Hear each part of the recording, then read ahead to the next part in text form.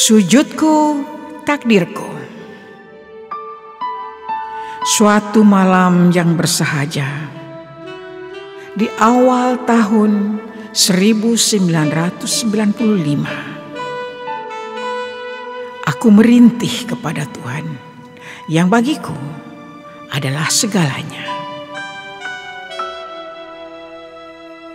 Anggapanku tentang kebenaranku yang selalu berkendala pelik dalam menghadapi kemunafikan yang mengatasnamakan kebenaran selalu terasa berat menindihku. Di sepanjang masaku berkarir di tengah berbagai lapisan sosial, dalam sujudku dan air mataku, aku berdoa kepadanya. Tuhan, beri aku kebenaran hakiki untuk kujalani. Nian, ada suara menjawab, doamu kukabulkan. Aku terkejut tak alang kepalang sambil menangis terisak menghadapi pengalaman yang tak terduga-duga sama sekali. Sesaat itu pula, kukira aku sedang bermimpi. Tetapi jawaban-jawaban Tuhan itu terus hadir sampai sekarang. Benarkah itu suara Tuhan? Tapi sejak itu, setiap aku berdoa, selalu ada suara yang menjawabku, dan doaku pun terkabul. Nyatanya, kekecewaanku terhadap kebenaran yang kuinginkan menjadi jerit tangisku kepada Tuhan. Itulah yang membawaku ke takdirku yang alami, bukan yang dibuat-buat. Namun, segala penderitaan yang kualami sejak menuliskan pewahyuan tak terkirakan. Betapapun itu adalah konsekuensi dari doaku kepadanya. Kebenaran hakiki harus kujalani dengan sepenuh hati. Ternyata Tuhan melibatkan aku dalam suatu takdir yang menghubungkan masa purba dengan masaku kini dan masa depan. Dari getaran suaranya yang kudengar malam itu, hingga kini tak pernah hilang terputus. Aku merasa selalu dalam pelukannya. Dia selalu ada bila aku bertanya dan berdoa.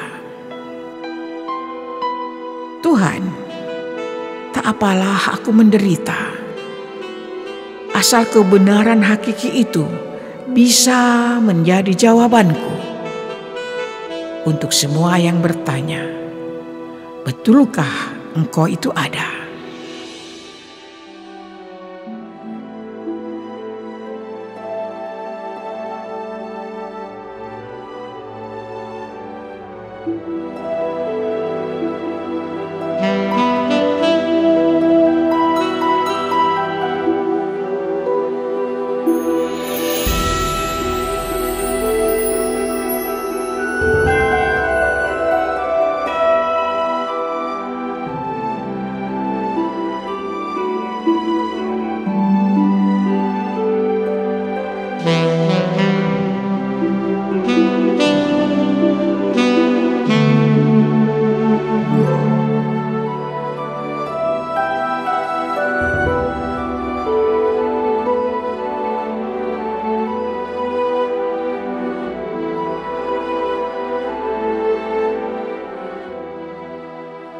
Takdirku, ternyata tak bersahaja.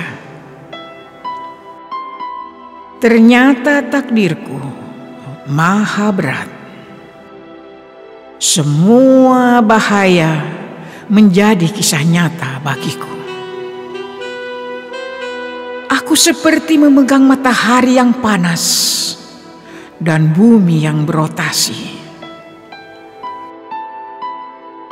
Aku terjengkang dan terantuk berkali-kali, menahan nafasku yang selalu tercekat, melihat segala bahaya yang mendatangiku. Tapi aku harus menuliskan wujudnya yang bulat dan berotasi, dan penghapusan semua agama demi penyatuannya. Tapi inilah konsekuensi doaku kepadanya. Bagaimana aku dapat menghindari hal itu? Aku lebih takut kepada tulah pengingkaranku atas sumpah perjanjianku kepada Tuhan. Surga itu sesungguhnya di mana lokasinya? Setiap kali aku bertanya, benarkah di sini surga itu? Tuhan tak mau lagi menjawabku. Ketika aku masih saja mempertanyakan tentang kebenaran surga di dunia. Karena menurutnya, pertanyaanku itu sudah menjemukannya. Dia hanya membawaku melangkah dengan pasti ke arah yang lebih berbahaya lagi. Supaya aku tak sempat bertanya lagi tentang surga kepadanya. Dan kembali aku disibukkan dengan hal-hal yang paling kutakuti. Supaya aku yakin surga di dalam pengayomannya, dan aku ada di dalamnya.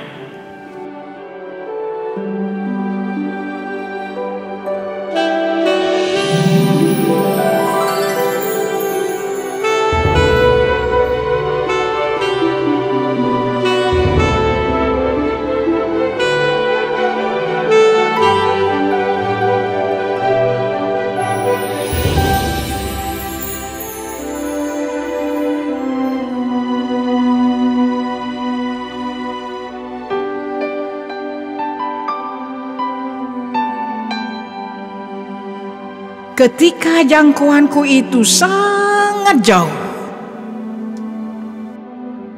maka ku gambarkan saja bintang An-Najm teraih olehku. Tapi terlalu jauh semua filosofi teologi dan logika kebenaran hakiki bagiku. Apalagi untuk disesuaikan dengan zaman misteri UFO sekarang ini. Bagaimana aku bisa meramu teologi baru dengan sains dan mengadaptasikannya kepada orang-orang yang menentang pewahyuan Tuhan yang kusampaikan di abad teknologi modern sekarang ini? Padahal aku hanya bisa jenak bila merangkai bunga. Selalu tak ada yang kupinta kepadanya yang tak dikabulkannya. Jalanku begitu lengang menuju Tuhan, Dia yang Maha Kuasa. Karena ada Dia, Jibril, yang perkasa bagiku. Lunglai aku menghadapi bahaya yang nyaris datang setiap hari. Tapi Dia telah memilihku menjadi pasangannya dalam memperjuangkan wahyu-wahyu Tuhan. Tapi aku bahagia sekali karena langit terasa sangat dekat denganku. Wahyu-wahyu baru selalu datang, nan maha berat dan tak terkira dahsyatnya. Begitulah konsekuensi doaku ternyata tidak ringan. Berat niat hingga aku jatuh bangun dan masuk penjara. Sungguh sulit menuliskan pewahyuan itu. Risikonya tak alang kepala.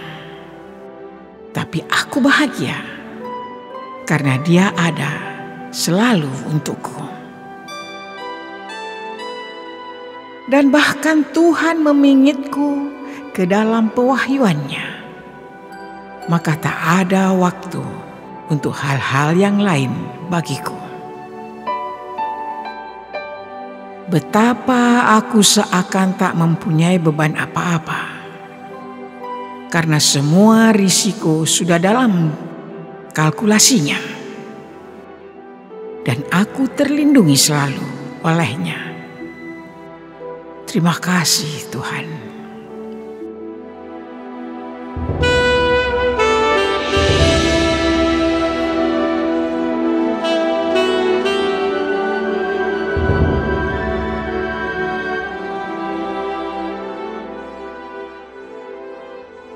Aku seakan terbang di langit. Kala susah menderaku sepanjang tahun dan bertahun-tahun. Kuliputkan segala kesengsaranku dalam satu kisahku dengan kisahnya. Jibril selalu bersamaku. Maka ketika aku dalam kesulitan yang menindih, tak ada suara lain yang kudengarkan. Karena ada puisi-puisi dan lagu-lagunya untukku. Dia tak terlihat, tapi aku jatuh cinta. Dan karena Dia adalah malaikat yang tak kasat mata, maka puisi dan lagu-lagunya membuat aku seakan terbang ke langit.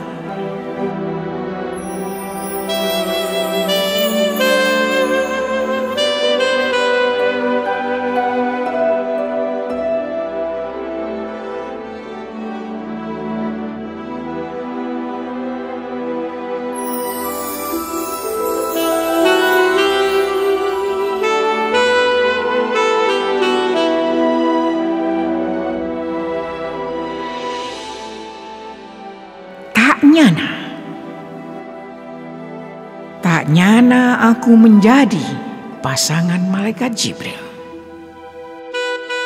Bagaimana aku membuktikannya kepada publik? Begitu tak nyana. Ternyata ada dalil-dalil pernikahanku dengannya. Terdapat di dalam rahasia 4 kitab-kitab suci yang berbeda. Sungguh nyata rahasia ayat-ayat suci itu menjadi berkah bagiku. Serasa mendapat bintang jatuh dalam pelukanku. Ayat-ayat rahasia di kitab-kitab suci menerangi hatiku dan pikiranku, dan menjamin kebenaranku itu benar. Tak susah lagi aku menjelaskan mengapa aku berpasangan dengan malaikat Jibril.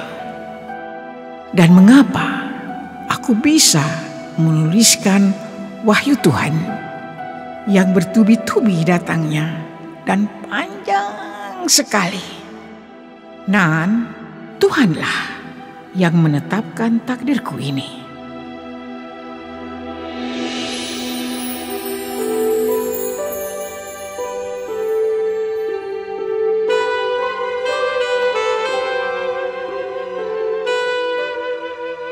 Aku ingin terbang ke matahari. Iya, aku ingin terbang menemuinya. Karena aku takut mengarungi bahaya yang masih akan kuhadapi, yang setiap sisinya tak ada yang tak sangat berbahaya. Terasa panjang perjalananku untuk menggapai singgasana kemenangan. Akan tetapi, terasa singkat perjalananku begitu aku merasakan kebahagiaan ketika menerima pewahyuan yang tiada terputus. Walau aku sudah menua, di tengah segala bahaya yang sudah aku lalui, tapi kini aku harus menatap bahaya sedunia. Bisakah aku melaluinya sendiri? Kalau dia di atas sana dan aku sendirian di sini. Bagaimana aku harus menghadapi problema-problema filosofi teologi dan kenyataan hidup menghadapi bahaya yang menganga dan yang meranggas, terpanggang api kemarahan dan api neraka. Tuhan, bila Engkau tak berkenan mengangkat aku ke langit, karena aku tak bisa terbang, mohon datangkanlah Jibril membantuku di sini.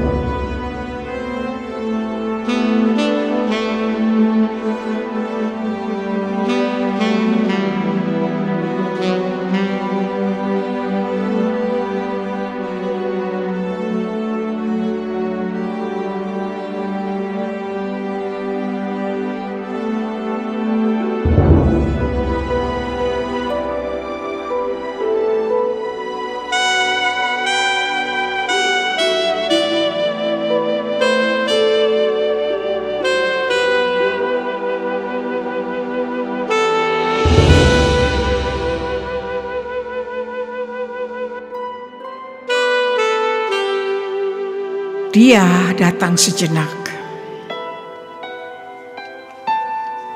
Aku sering mengharap dia datang, memenuhi janjinya.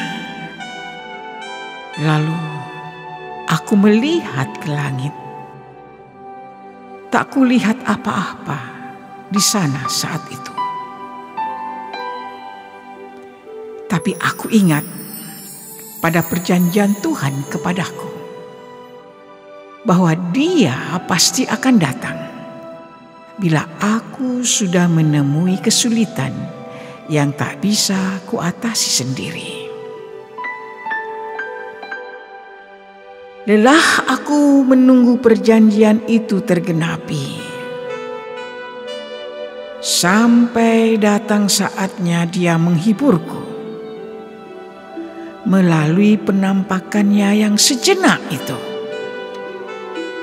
Katanya, Dia pasti akan memberitahuku kapan Dia datang.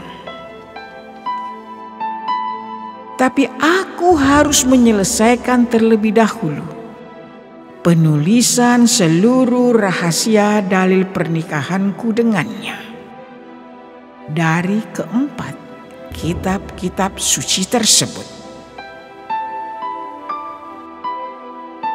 Adapun kalau dia datang, penampilannya sama denganku, tapi auranya perkasa dan maskulin, yang tak dibuat-buat, seperti di dalam rekaman ini. Wormhole membuat penampilanku menjadi penampakannya yang tak sama dengan karakter dan auraku. Dia tampil menjadi aku, tapi itu bukan aku.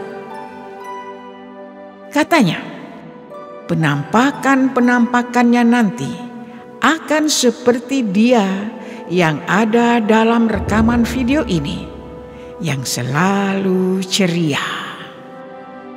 Duh, aku tak sabar menantikan saat itu.